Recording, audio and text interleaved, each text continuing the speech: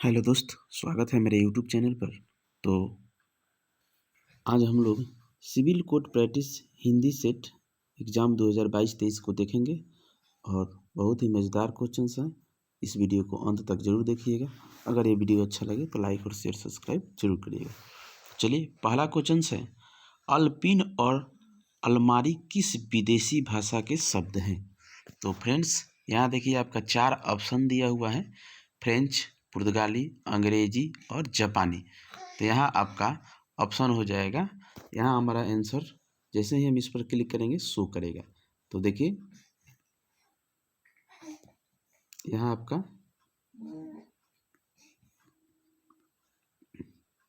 पुर्तगाली, देखिए यहाँ आया आपका पुर्तगाली। तो यहाँ आपका आंसर हो जाएगा पुर्तगाली।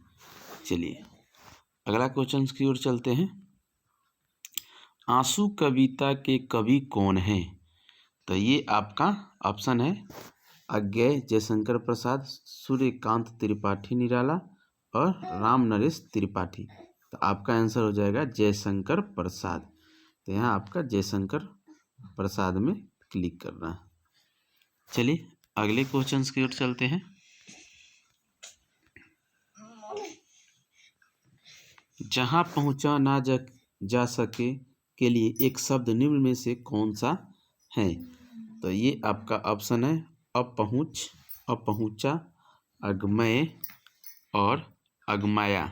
तो देखिए यहाँ जैसे ही हम क्लिक करेंगे आपका आंसर शो करेगा अगमाया। तो यहाँ अगमाया आपका हो जाएगा आंसर। तो ये डी में है। चलिए अगला देखते हैं। ब्राह्मण का स्त्रीलिंग बताएं।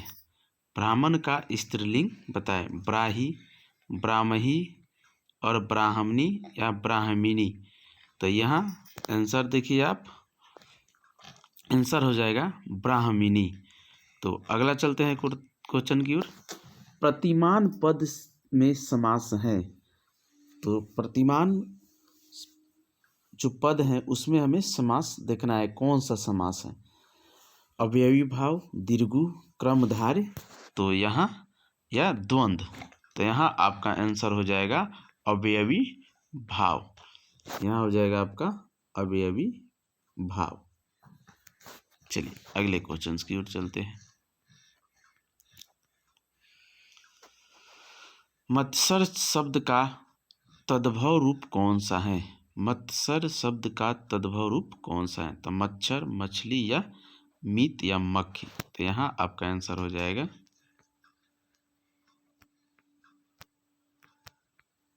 मच्छर।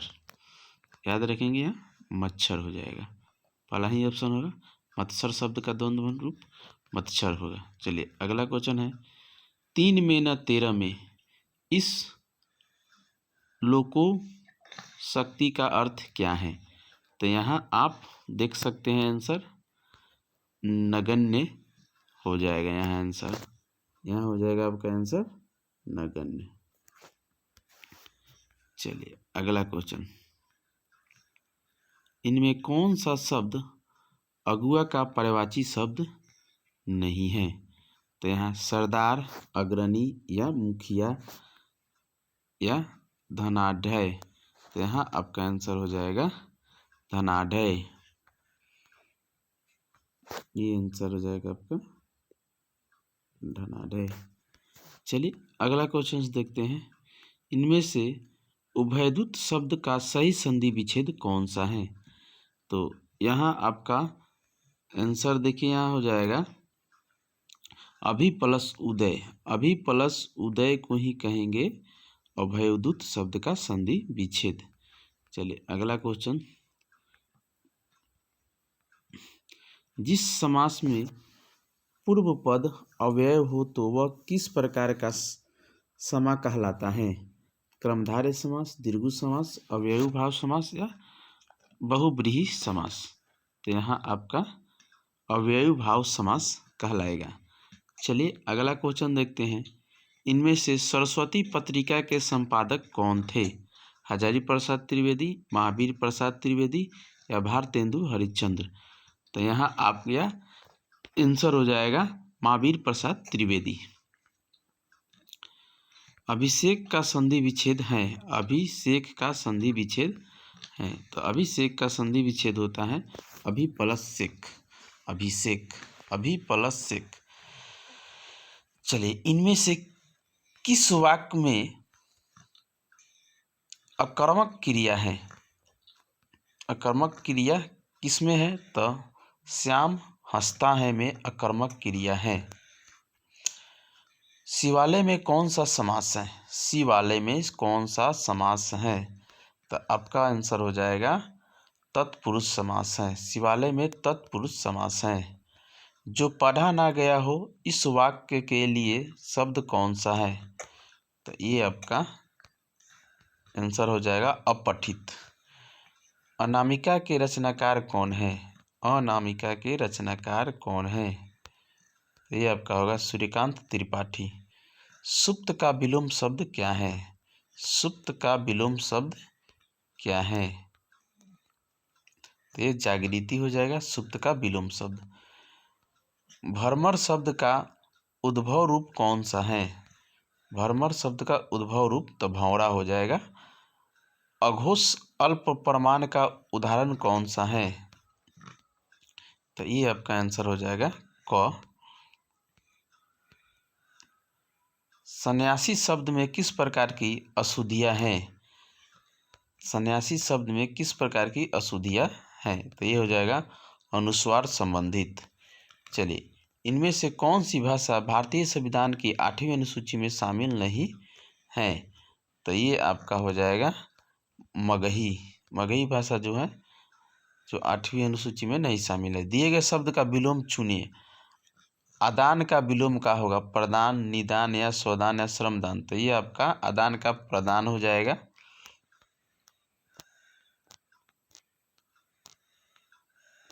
आदान का प्रदान हो जाएगा। चलिए, कौन सा शब्द मुर्गा का समानार्थी शब्द नहीं है?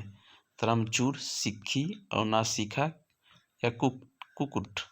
तो ये आपका होगा सिक्खी। चलिए, अगला है गंगा से उत्पन्न वाक्यांश के लिए एक शब्द होगा।